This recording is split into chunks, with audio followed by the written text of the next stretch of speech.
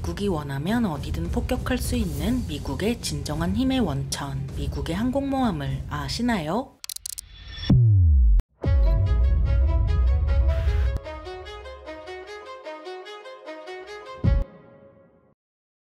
안녕하세요. 지식스토리입니다. 이번에는 한나라의 공군력과 맞먹는 미국의 항공모함에 대해 알아볼 텐데요. 세상에는 많은 배가 있고 그 중에는 한나라의 힘을 보여주는 군함도 있습니다. 과거에는 전함이 한나라의 힘을 보여줬지만 항공기가 발달하면서 항공모함이 그 역할을 물려받았습니다. 모든 항공기는 연료 넣은 만큼 날 수 있어서 폭격기나 수송기처럼 크지 않은 이상 대륙간 횡단은 불가능한데요. 특히 전투기는 대륙간 횡단은커녕 옆나라까지 가는 것도 벅찰 수 있죠. 그 이유는 전투기가 속도를 높이거나 미사일을 피하려고 급기동하면 연료를 몇 배로 소모하기 때문입니다. 그래서 항공기가 막 실전에 투입된 1차 대전부터 배 위에 항공기를 올리는 방법을 통해 그 문제를 해결해 왔는데요. 그렇게 2차 대전부터 지금까지 해군력의 주축인 항공모함은 미국, 러시아, 중국 등 강대국이나 보유한 압도적인 힘의 상징이죠. 이 중 항공모함을 가장 많이 보유한 나라는 미국으로 다른 나라가 한 척에서 세 척 겨우겨우 보유하고 있을 때 혼자서 11척이나 보유하고 있습니다.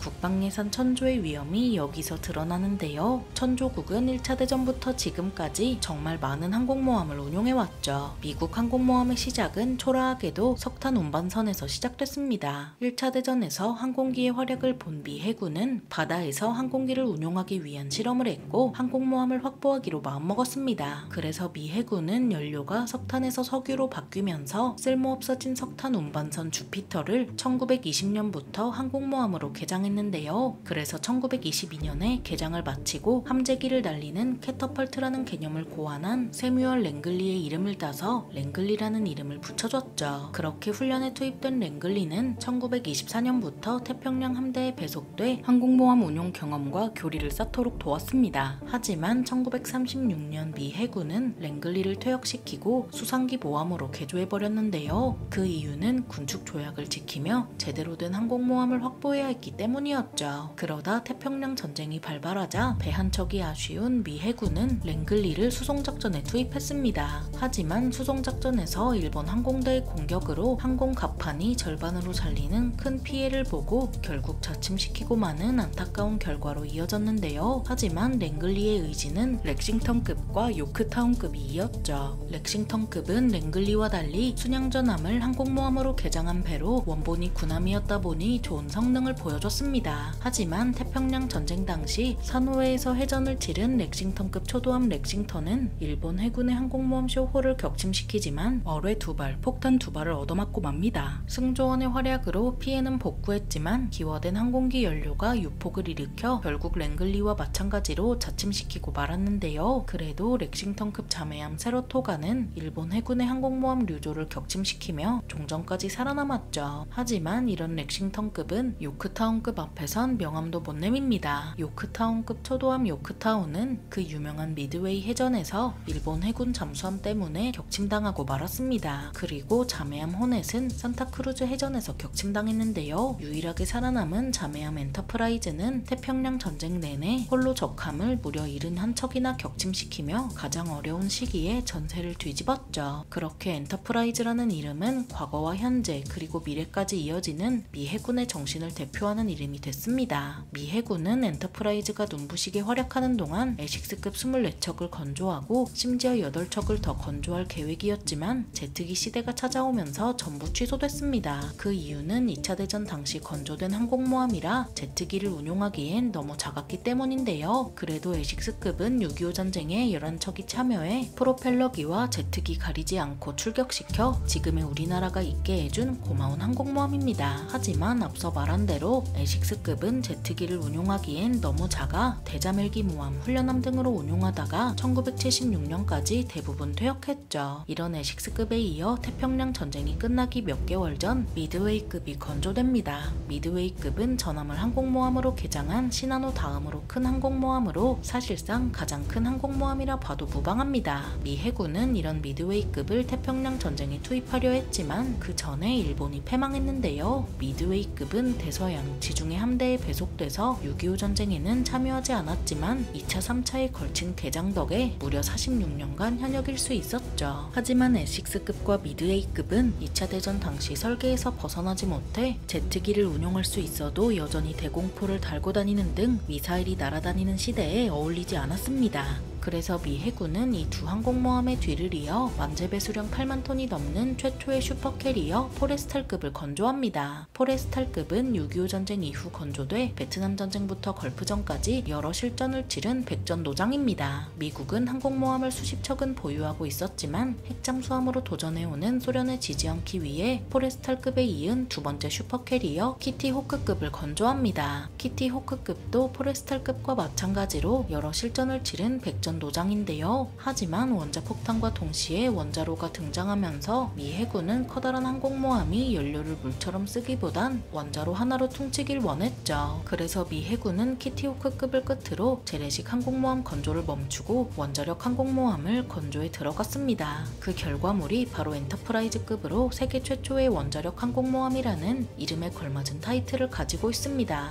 엔터프라이즈급은 쿠바 미사일 위기에서 미국 봉쇄 함대 기함으로써 소련과 대치했는데요. 베트남 전쟁에서도 F4 팬텀과 A4 스카이호크로 베트남의 미군을 지원했고, 이라크전과 아프간전에서도 F14 톰캣과 FA18로 이라크와 아프간의 미군을 지원했죠. 이후 홍해, 중동 해역에서 군사작전에 투입됐다가 2012년 12월 1일 무려 51년 만에 퇴역합니다. 미 해군은 이런 엔터프라이즈급의 뒤를 이을 원자력 항공모함 니미츠급을 건조했습니다. 현재 미 해군이 보유한 항공모함 11척 중 니미츠급은 10척이나 되다 보니 M1 에이브럼스 F-22와 함께 미군 하면 떠오르는 배가 되었는데요. 니미츠급은 만재배수량 10만 톤을 자랑하는 원자력 항공모함으로 승조원과 항공대원 모두 포함하면 무려 6,012명이나 타고 있죠. 이 떠다니는 도시는 함내 타령이 존재할 정도로 커서 길을 잃지 않도록 벽에 번지수를 붙여놓았습니다. 니미츠급 안에는 치과, 편의점, 헬스장, 도서관, 제과점, PC방, 수영장, 소방서, 영화관, 은행, 방송국, 박물관 등 떠다니는 도시답게 다양한 시설들이 갖추어져 있습니다. 이런 니미츠급의 전투력은 무려 100기나 되는 함재기에서 나오며 여기에 분당 12기의 함재기를 출격시킬 수 있는 신속성까지 갖추고 있는데요. 심지어 니미츠급 혼자 다니는 것도 아니라 이지스 순양함, 이지스 구축함, 미사일 호위함, 공격원잠, 보급함 등 함대를 꾸려서 다니죠. 그래서 니미츠급 한 척으로도 웬만한 나라는 쪽도 못 쓰고 당할 수밖에 없습니다. 심지어 이런 니미츠급이 한 척이 아니라 무려 10척이나 있으니 과연 상대할 수 있는 나라가 지구상에 있나 싶습니다.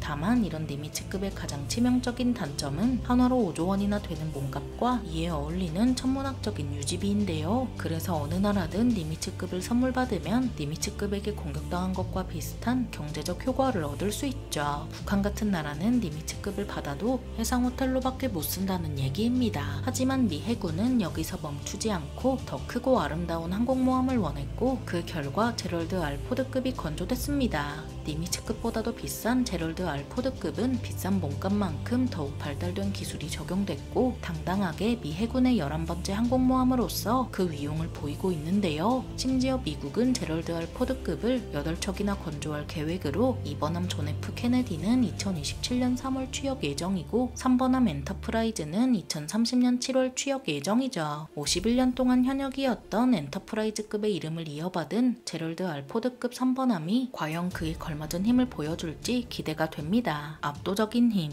미국의 항공모함에 대해 알아봤는데요. 영상이 유익하셨다면 구독과 좋아요 부탁드립니다. 감사합니다. 지식스토리였습니다.